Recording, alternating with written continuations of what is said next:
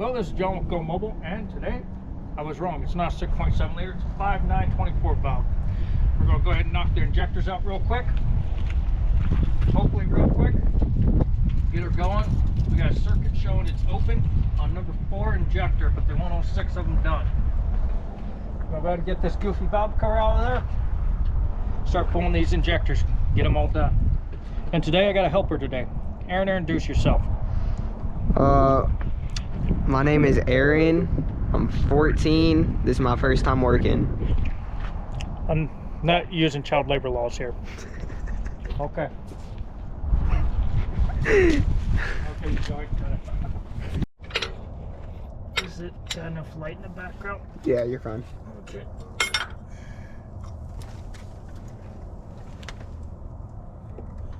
Okay, we're looking good there. Got the injector timed, so the pickup tube goes right in where it needs to be.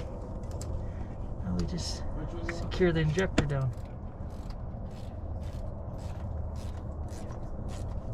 Then we'll go back over and recheck the torque on the pickup tubes. What? Or I shouldn't say pickup tubes, injector tubes. Call them pickup tubes. A little bit more love. Okay, we're good on that one.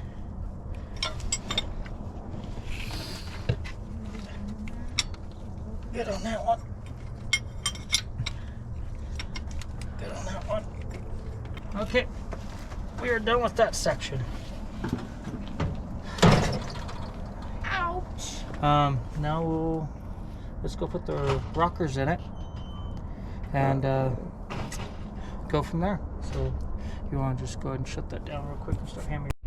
Well, we got today is a little allmand tractor. You've probably seen it in my other videos of me working on it.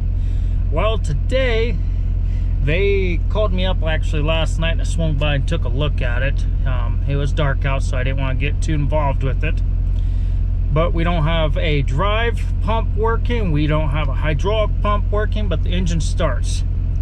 Now what I'm thinking is today I'm going to remove the hydraulic pump and the drive pump off of this machine, which, you know, there's a lot of lines involved and some linkage.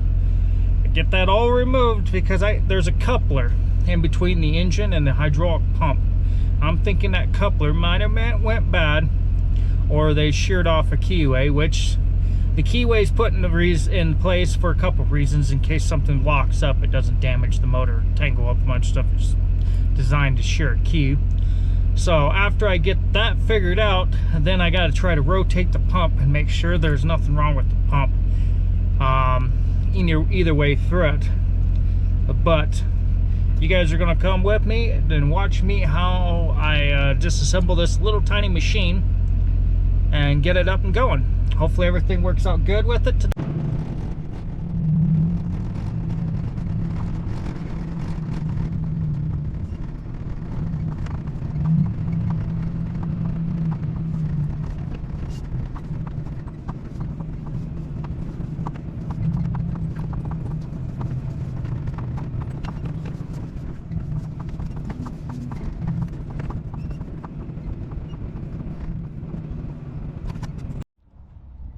Well, there we go. We got the little pump in there. It's not looking good, as you can tell back in there. We got some broken bolts. A lot to remove. Gotta remove all these lines. Once I get these lines off, then I can grab that and go ahead and lift it out. What I might do, I might do it. I might just leave it. Let's go ahead and remove this one. But I think what I'm gonna do is just go ahead and take the lines off and get that pump housing out of there. Appears to be sitting on a piece of rubber underneath of it. I'm not sure if it's bolted underneath there. I don't know if you guys can see that. But it appears to be a piece of rubber under there. It might just be cradling on that. But we're going to get all this out. Well, I got all the lines off. I think I've been out here for about an hour. Some of them are kind of a booger to get to, but As you can tell, the pump is loose. I did not unbolt the pump at all. This is how it's been riding. So I'm going to clean it up a little bit, see if I can get a hold of her and see if she'll come out. But as you can tell, this is what I'm talking about, people. Pay attention to your equipment, because the way that looks, it has probably ruined a lot of stuff, and it's probably going to cost a lot. So we're going to, I don't think I'm going to need the service truck to lift it, but we never know. I don't want to get too crazy with it, because the service truck will lift this little tractor in the air, and I don't want to break nothing. I don't want to break nothing that's not already broken. So I'm going to clean it up a little bit, see what we can do. Most of it's done with a 1.25 inch, 7/8, 1/2 inch, 5/16, and 11/16, and obviously 9/16 for the linkage. So on that notion, guys, it can be done, but let's see what we got. Let's look at the carnage. Okay, as you can tell, sorry, I got oil on my camera. That happens when you do this kind of work. But you can tell we got a broken fan blade right there. The exhaust is coming out. Actually, I think they just put the wrong size bolt in there. But we got to bust exhaust loose, bust the little bracket loose, or this bent up pipe down here, which I don't know what that's all about, but it is what it is. So we'll start off with dumping the cooling system, get that off. Already disconnected the batteries, so I will go ahead and remove the alternator wiring, the wiring here, the sensor down here that they don't have connected. And after I get the exhaust out of the way, I'll get to the bottom of the starter. Then I can go ahead and chain it up. And down inside all that dirt and oil down at the bottom here, there's 4 motor mounts to hold this little motor in place. And once I remove those, I can get the motor ready to come out. And I need to call them up to see where they want the motor left, because I don't want to leave it out in the elements. I might just take it home with me, due to the fact I got a lot of stuff to do on the back. But I think I'll just take the motor off and then stick it somewhere for them on one of their trailers or a pallet or something, so they can move it around. But there we go. See if we can get this little guy out of here before this gets dark.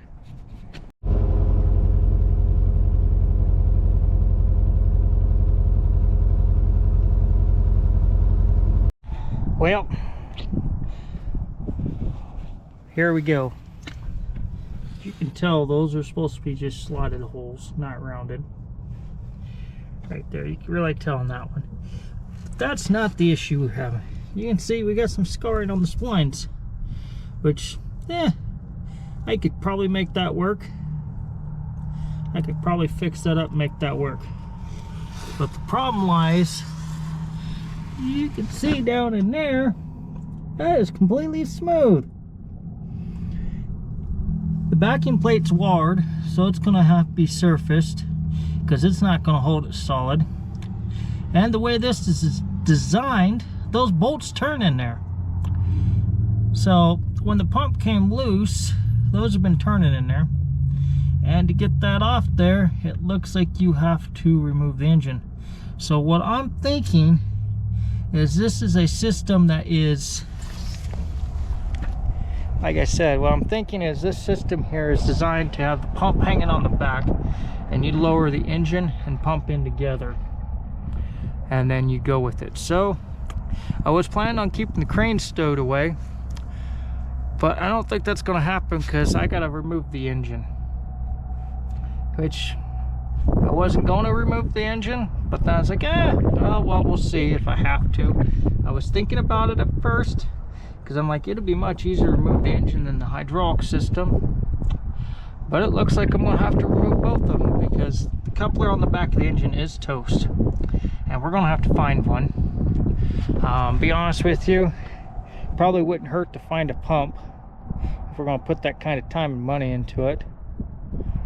And between a pump and a coupler on the engine, it should be good, except for, you know, all the seals are blown out on it. Yeah, everything's pretty much toast. So, and as you can tell, fog's coming in because it's supposed to rain this afternoon. So we're gonna go ahead and while I'm in here, I'm just standing around right now, go ahead and get the radiator pulled out of place, and this metal shroud piece here, go ahead and chain the motor up which way it looks, which I'm not an expert mechanic on these in no means, but the way it looks is you mount the pump to that plastic or aluminum piece, then you secure it into the back of the bell housing, or I shouldn't say secure it into the back of the motor, into its deal there. And then once you do that, then you bolt the bell housing to the block. And then once it's all together, you bring it in as well. When you procrastinate, this is what you get. You get to work in the dark. Let's go ahead and take her on up. See, she's getting awfully close to the hood. I think she's gonna clear. Let's swing her a little bit. There we go. Oh, swung it the wrong way. There we go. Let's go ahead and take it on up.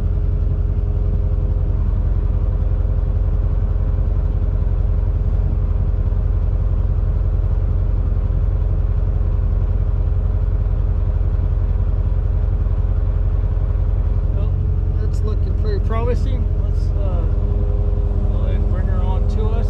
I'll set it right on the ground in front of it. So there we go.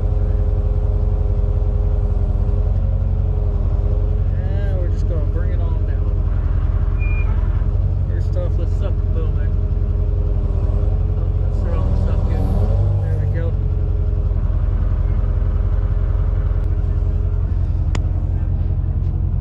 Well, I don't know about you guys, but there she is. I don't know if you guys can see it.